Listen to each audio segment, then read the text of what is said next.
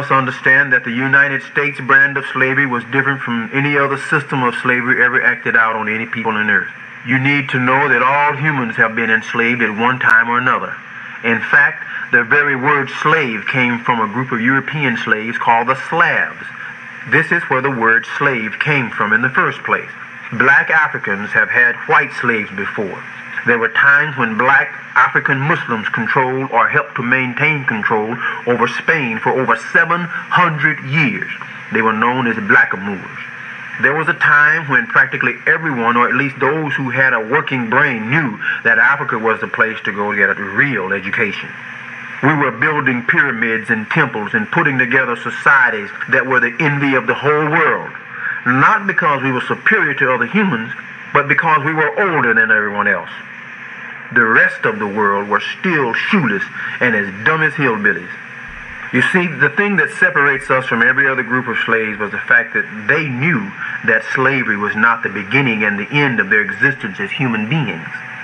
We, on the other hand, believe that slavery is the beginning of African or black history.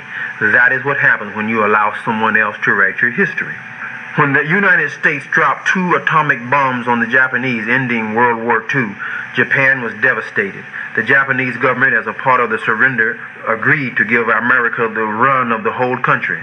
The United States controlled the economy as General Douglas MacArthur wanted to control the educational system. He wanted to ban the teaching of Japanese history, and that is where the Japanese leadership drew the line. They would never dream of letting someone else control what was taught to their children. They knew that if they gave up the minds of their children, then there would be little hope of ever getting back on their feet. Without history, future generations would be forced to grope around in the darkness, lost, afraid, and timid. Unfortunately, this is the status that we were reduced to during our time on the plantation. We became lost, afraid, and timid. We are much bigger and older and wiser and smarter than most of us will ever dream of believing. If everyone in this world had our grand, long, storied history, they would be bragging about themselves at every turn. There were many techniques employed by the master to keep us in bondage mentally. Without capturing the mind, the body would continue to kick against circumstances or fight. In other words, we would continue to run away, kill livestock, or burn crops and fight against the system of slavery at every turn. Every day we would get out of bed thinking of more ways to free ourselves. So it was for this reason that the master had to capture the body but enslave the mind. They knew that if a person was without his mind, then his body could be controlled. There was a pamphlet floating around a few years ago called the Willie Lynch Papers that was said to be the plan that was distributed throughout the South. Supposedly, Willie Lynch was a slaver who had a great success at getting work out of Africans who were enslaved on his plantation. They feared him and therefore worked his plantation with little effort on his part. The Africans, it was said, actually ran his plantation for him after he employed his fear tactics. It has also been stated that there never really was a man named Willie Lynch in the first place, and his legacy is a myth. Regardless, I believe it is necessary for us to study the Willie Lynch Papers in order to understand our own fears and misunderstanding today. It is instructional for us. Firstly, Willie Lynch was primarily concerned with profit. It wasn't personal in the sense that they had something out for Africa. No, they simply wanted to make a buck and then use that money to monopolize or control the world, to seize power over the whole world. It was about the Benjamins from the get-go. That is why we were brought here in the first place, to increase the master's chance of making more money. If you don't understand that, then you won't ever make sense out of anything else about the plantation. It was about who can make the plantation owners more money. The companies that we work for today are primarily concerned with making money. Priority 1, everything else is secondary, because with money, all other forms of control is made easier. Well, anyway, the last thing that the master wanted to do was to have to destroy or resell one of his prize African bucks. So they devised a way to get the African to work for him and against each other. Willie Lynch came up with a viable way of achieving this goal. He bragged that he could show other plantation owners how to cut down on the cost of doing business and at the same time increase profits. The Willie Lynch system worked like this. First of all, he had to get the fear of the African and utilize that fear to get him to work against each other. The first priority was to change the mindset of all Africans. He would gather all of them out behind the barn. Then in front of all the Africans, he would single out the strongest brother, the warrior with the biggest, strongest muscles. He'd challenge him to a fight. But he would not fight the brother himself. No, he was too afraid. Instead, he would have about 5 big, dumb redneck white boys with bats and clubs to jump the brother at the same time. Often the brother was strong enough to take out 1 or 2 of the bat-swinging crackers himself. But he would soon be forced to give in to the pain of having his head and just about every other part of his body bashed, as he would eventually fall to the ground in a heap of blood and broken bones. And they would continue to beat him mercilessly. They would beat him nearly to death. There would be blood everywhere.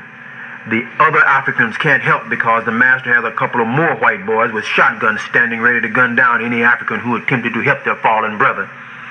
The beaten brother would lay there, unable to move, because his whole body was busted up. His head was just a bloody mess. That is when the master would step up and continue the beating by himself while yelling at the rest of the Africans. He would tell them in between blows that this is his nigger. You are my niggers. And any nigger that didn't acknowledge him as the only real man on the plantation would get beaten in the same way. The Africans would look on, some of them in anger, but all of them in fear. Next, he would order his rednecks to spread the brother out on the ground, spread eagle. And then they would tie a long rope around each of his ankles and each of his wrists. Then they would tie the right wrist and the right ankle to a horse. Then they would tie the left ankle and the left wrist to another horse on the other side. Now they have the 2 horses facing opposite directions with this helpless brother lying between them on the ground. The master would then fire a gun. The scared horses would take off running as fast as they could. As they run in opposite directions, they would literally pull the busted and battered brother in 2 pieces. His insides would be all over the place as half of his body would go in one direction and the other half in an opposite direction. Blood would shoot all over the place. All of the other Africans are scared beyond reason. The master would yell, "I can do this to each and every one of you niggers if I wanted to." To prove it, he would then grab the second strongest brother and start the process all over again. He would have the brother beaten nearly to death. However, this time he stops. He commands one of his strongest female Africans to come to the brother's aid. As she kneels down to assist the brother, he tells her that she will nurture him back to health and then have sex with the brother until she got pregnant. They are now connected to each other in some sort of evil arrangement of matrimony ordained by him who is now thought of as the ultimate man, the man of all men, a walking God on earth with the power of life and death in his hands. His hands. See, we're talking about this bus wreck. The African men were frightened and reduced to the level of the beast. Only good for the master's bidding. Only good for what the master tells him he's good for. He is now the possession of the master. No longer a man, a possession filled with fear. The African women have witnessed this whole scene. Whom do they now fear? Whom do they now respect? It was at that moment that she was reduced to a warm body that the black man used to get off on. No love, no compassion, no respect. Just something that gets pregnant and gives birth to the master's property 9 months later. The master might even use her as a bed warmer himself during the cold winter nights, while the African man lay awake, wondering, thinking about his master's hands touching his child for his own pleasure. To keep from going crazy, the brother had to find something, anything to laugh at. It is why we still laugh at stuff that ain't funny today. It relieves us of our pain. And why we can leave our children like it ain't no big deal. Our masters told us on the bus that our children ain't no big deal. We bought that lie then, and we still buy it today. African men were reduced from Africans to niggers in everyone's mind. A nigger who is ashamed of himself. And in his shame, this plantation-made nigger becomes a shell of a man. He has become transformed to a nigger. So strong was this mental implant, our strongest young black males of today still think they're niggers, proud of it. You cannot get them to stop calling Africans niggers if you put a gun to their head. You see, this is a part of the bus wreck. He laughs when it ain't funny, scratches when it ain't itching. In his shame, he is now looking for ways in which to alleviate his pain, or the pain of the shame that he feels in front of the African woman, and the humiliation he feels in front of his own children. For he has learned on the plantation that they are not his responsibility. Over the years, the only emotion that he was able to show is anger and laughter. He looks for humor in everything around him so that the pain of humiliation does not become too overwhelming. So he just laughs and fights other African men and women. Now the African woman has his son. Do you think she wants this boy to be like his father? Of course not. He ain't even a real man no more. If he was, he would be dead by now. She remembers what happened to the brother with the horses and the last strong man she ever saw from Africa. So the last thing she wants for her son to be like is the obliterated African warrior. She now belongs to the master. He is her Lord and Savior, literally. She will teach her son how to become a perfect slave from the day he was born. That boy won't ever see his father as a real man either. His mama taught him from day one, out of fear, how to be the master's best and most prized possession, an obedient male slave, a nigger, a big strapping buck who does not have a mind of his own. He is strong physically and weak mentally, detached from any semblance of a man. Fear is sewn deep into the genetic imprint of each cell of this young black African body. And in the end, he knows only what the master wants him to know. The African woman now becomes the master's most trusted companion, especially the ones who worked cooking and cleaning for him in the big house.